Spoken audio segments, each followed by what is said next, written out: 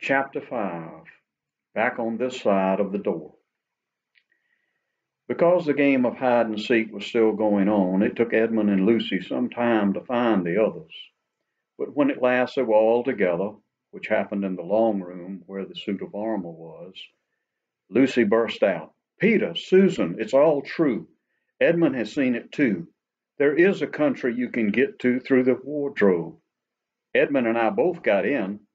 We met one another in there, in the wood. Go on, Edmund, tell them all about it." "What's all this about, Ed?" said Peter. And now we come to one of the nastiest things in the story. Up to this moment, Edmund had been feeling sick and sulky and annoyed with Lucy for being right, but he hadn't made up his mind what to do.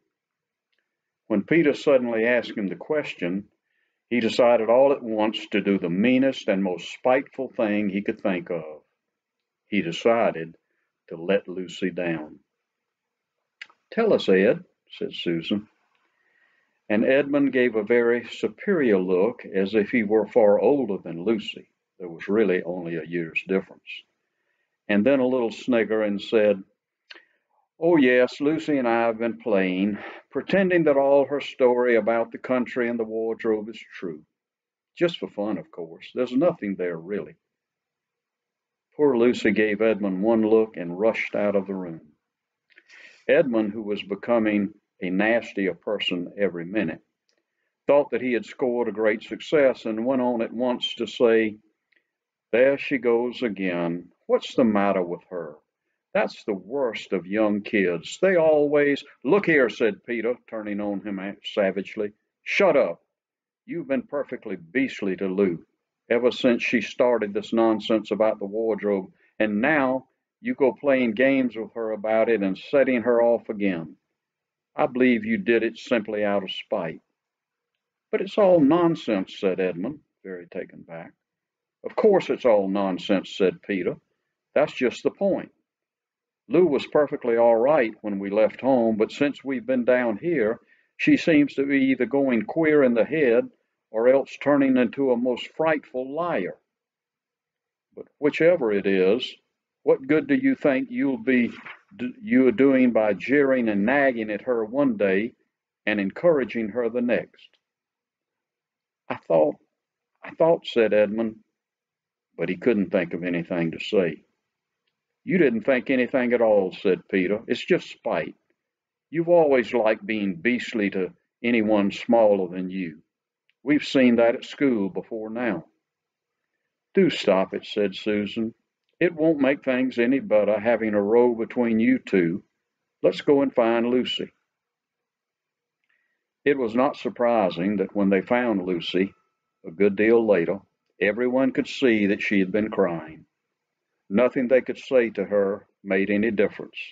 She stuck to her story and said, "I don't care what you think, and I don't care what you say. You can tell the professor, or you can write to mother, or you can do anything you like. I know I've met a fawn in there, and I wish I'd stayed there. You are all beast, beast." It was an unpleasant evening. Lucy was miserable, and Edmund was beginning to feel that his plan wasn't working as well as he had expected. The two older ones were really beginning to think that Lucy was out of her mind. They stood in the passage talking about it in whispers long after she'd gone to bed. The result was the next morning they decided they really would go and tell the whole thing to the professor. "He'll write to father if he thinks there is really something wrong with Lou," said Peter. "It's getting beyond us." So they went and knocked at the study door, and the professor said, "Come in," and got up and found chairs for them, and said he was quite at their disposal. Then he sat listening to them with the tips of his fingers pressed together and never interrupting until they finished the whole story. After that, he said nothing for quite a long time. Then he cleared his throat and said the last thing either of them expected. "How do you know," he asked, "that your sister's story is not true?" "Oh, but began Susan, and then stopped. Anyone could see from the old man's face that he was perfectly serious. Then Susan pulled herself together and said, "But Edmund said they were only pretending." "That is a point," said the professor, "which certainly deserves consideration, very careful consideration. For instance, if you will excuse me for asking the question, does your experience lead you to regard your brother or your sister as the more reliable? I mean, which is the more truthful?" "That's just the funny thing about it, sir," said Peter. "Up till now, I'd have said Lucy every time." "And what do you think, my dear?" said the professor, turning to Susan. "Well," said Susan, "in general, I'd say the same as Peter, but this couldn't be true, all this about the wood and the foam." "That is more than I know," said the professor, "and a charge of lying against someone whom you have always found truthful is a very serious thing indeed." "We were afraid it mightn't even be lying," said Susan. "We thought there might be something wrong with Lucy." "Madness, you mean," said the professor quite coolly. "Oh, you can make your minds easy about that one. One has only to look at her and talk to her to see that she is not mad." "But then," said Susan, and stopped. She had never dreamed that a grown-up would talk like the professor and didn't know what to think. "Logic," said the professor, half to himself. "Why don't they teach logic at these schools? There are only three possibilities. Either your sister is telling lies, or she is mad, or she is telling the truth. You know she doesn't tell lies, and it is obvious that she is not mad.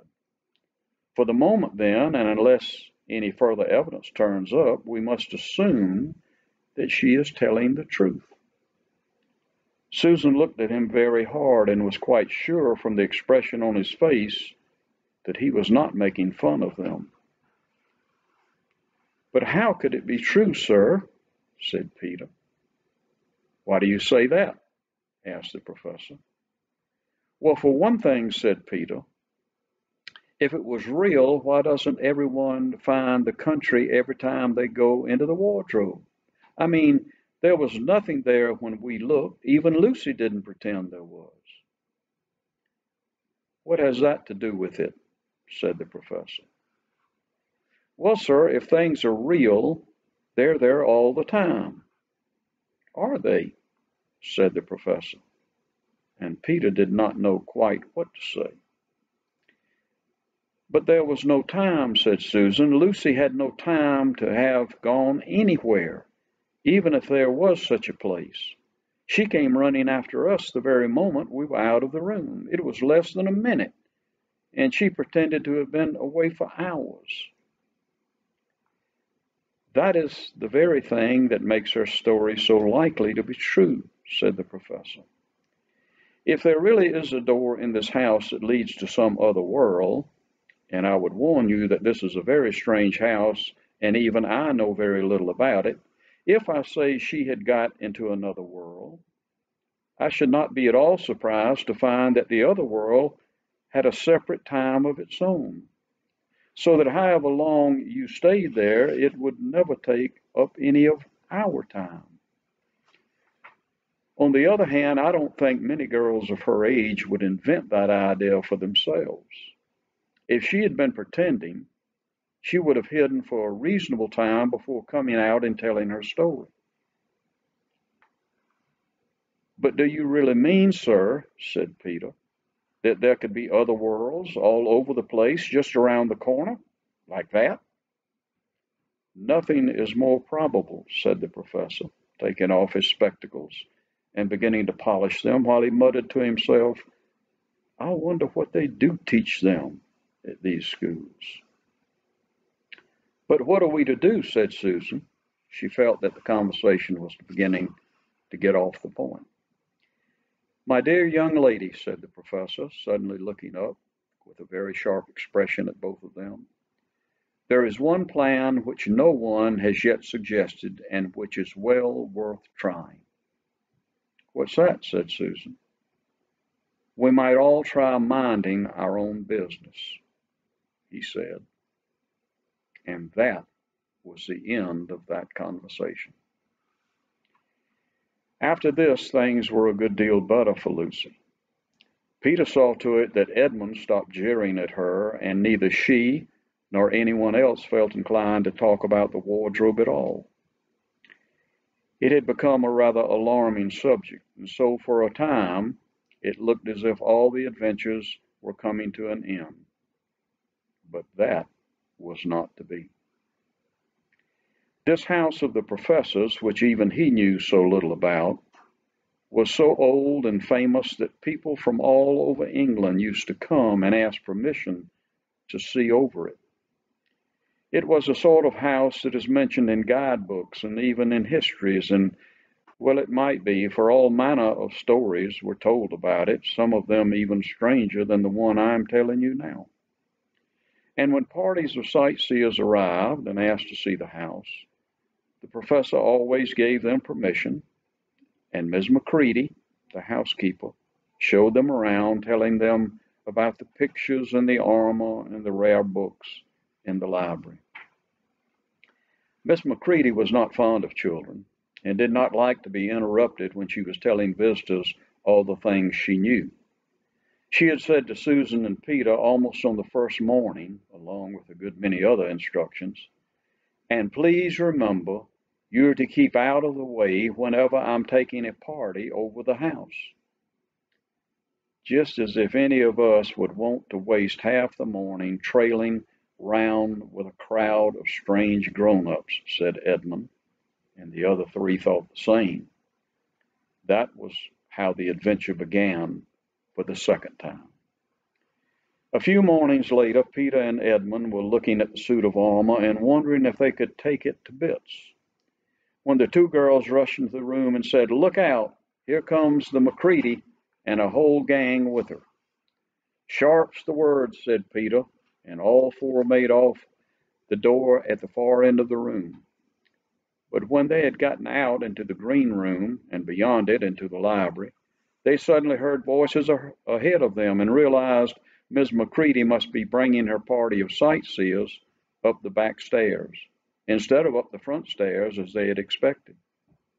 And after that, whether it was that they lost their heads, or that Miss Macready was trying to catch them, or that some magic in the house had come to life and was chasing them into Narnia, they seemed to find themselves being followed everywhere, until at last Susan said, "Oh, bother those trippers. Here, let's get into the wardrobe room till they've passed.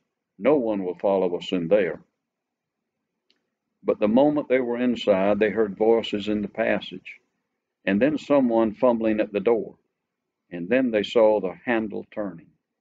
"Quick," said Peter, "there's nowhere else," and flung open the wardrobe. All four of them bundled inside it and sat there, panting in the dark. Peter held the door closed, but did not shut it, for of course he remembered, as every sensible person does, that you should never shut yourself up in a wardrobe.